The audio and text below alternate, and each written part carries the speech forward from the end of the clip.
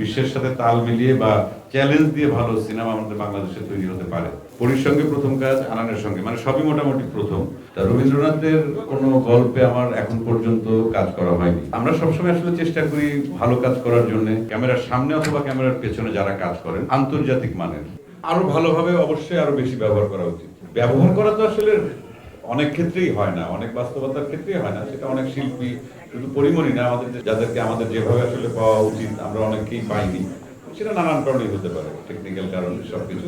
কিন্তু যেহেতু পরিমণি এখনো চলমান, পাখায় ভর দিয়ে উড়ে বেড়ায় সব জায়গায়, অতএব পরীর ক্ষেত্রে সেই সুযোগটা। 20-25 বছরের ইতিহাস যদি আমরা দেখি, আমাদের সিনেমা কিন্তু অনেক দূরে গিয়েছে। জাতীয় থেকে আন্তর্জাতিক পর্যায়ে আমাদের যে বিচরণ, এটার জন্য আমরা সবাই আসলে গর্বিত এবং এর অংশীদার কিন্তু বাংলাদেশের দর্শক, নির্মাতা, কলাকুশলী সবাই, প্রডিউসার থেকে শুরু করে সবাই। আমরা সবসময় আসলে চেষ্টা করি ভালো কাজ করার জন্য, যাতে দেশের গণ্ডি পেরিয়ে সারা বিশ্বে আমাদের সিনেমা যেন একটা আলাদা জায়গা দখল করতে পারে এবং আমাদের সুনাম অর্জিত হয়, সেই লক্ষ্যে আমরা কাজ করি। তা এই ধরনের প্রজেক্ট যখন করার সুযোগ আছে, তখন তো আর না করার কোনো উপায় থাকে না। রবীন্দ্রনাথ তো সবসময় সমসাময়িক, আমরা এটা মানি। তা রবীন্দ্রনাথের কোনো গল্পে আমার এখন পর্যন্ত কাজ করা হয়নি, তা এটা একটা বড় সুযোগ ছিল যে রবীন্দ্রনাথের গল্প নিয়ে, যদিও এটা অ্যাডাপ্টেশন, অনেকে হয়তো বা ভুল ভাবতে পারেন যে বোধহয় হুবহু রবীন্দ্রনাথের যে শাস্তি, এটাই বোধহয় সেই চরিত্রগুলোই বা সেই গল্প, সেটা না। আসলে এই সময়ের উপযোগী করে লিসা আপা সেটা বানাচ্ছেন সিনেমাতে। এটা একটা সুযোগ আমি মনে করি যে এই ধরনের চরিত্রে বা গল্পে কাজ করা।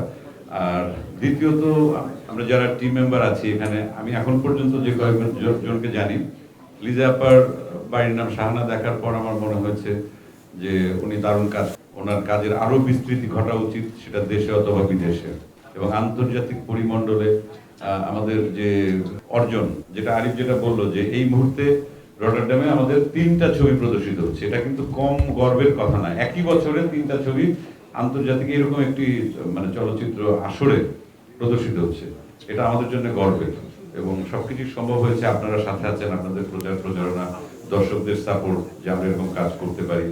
ভালো ভালো নির্মাতা আমরা পেয়েছি, ভালো ভালো টেকনিশিয়ানস পেয়েছি। আমাদের দেশে এখন আমি বিশ্বাস করি ব্যক্তিগতভাবে, যত বছর কাজ করছি, ক্যামেরার সামনে অথবা ক্যামেরার পেছনে যারা কাজ করেন আন্তর্জাতিক মানের অভিনেতা অভিনেত্রী থেকে শুরু করে আমাদের কলাকুশলী খুব ভালো কাজ করছেন। তারা যে কোনো ধরনের কাজ করতে পারেন এবং বিশ্বের সাথে তাল মিলিয়ে বা চ্যালেঞ্জ দিয়ে ভালো সিনেমা আমাদের বাংলাদেশে তৈরি হতে পারে। আমরা সেই জায়গাটা আমরা পেতে পারি, এটা আমি বিশ্বাস রাখি। ফান করে হলে পরেও আনানের সঙ্গে বাড়ির নাম শাহানা দেখার পর একদিন কথা হচ্ছিল ওর বাসাতেই, আড্ডা দিতে দিতে আমি, ছোটন, আনান, যে আমরা একসাথে বোধহয় একটা কাজ করা উচিত। আনানের অভিনয় আমি খুব আমার ভালো লেগেছিল, তখন বলেছিল হ্যাঁ আমরা কাজ করবো, কিন্তু এত তাড়াতাড়ি যে সেটা সম্ভব হবে লিসা আপার কারণে আমি সেটা বুঝতে পারিনি। আর পরিবারের কথা কি বলবো, এটা তো বলার কোনো অপেক্ষায় রাখে না। তা আমি এই আসলে যে বসে আছি, ওনার সঙ্গে আমার প্রথম কাজ, পরীর সঙ্গে প্রথম কাজ, আনানের সঙ্গে, মানে সবই মোটামুটি প্রথম। এবং আমার প্রথম ভাগ্যটা বোধহয় একটু ভালো হয়, এই আত্মবিশ্বাসটা আমার মধ্যে আছে। কারণ আমি যে কটা কাজ করেছি সবগুলো কাজই হয় ওই ডিরেক্টরের প্রথম কাজ অথবা তার সাথে আমার প্রথম কাজ। এটা একদম বোধহয় কাকতালীয় হতেই পারে যদি এখান থেকে ভালো কিছু হয়। আমরা চেষ্টা করব ভালো কিছু করার। সবকিছু মিলিয়েই আসলে এই ছবিটার জন্য আমার একটা আলাদা আগ্রহ তৈরি হয়েছে এবং চেষ্টা করব কাজটি ঠিকঠাক মতো করতে।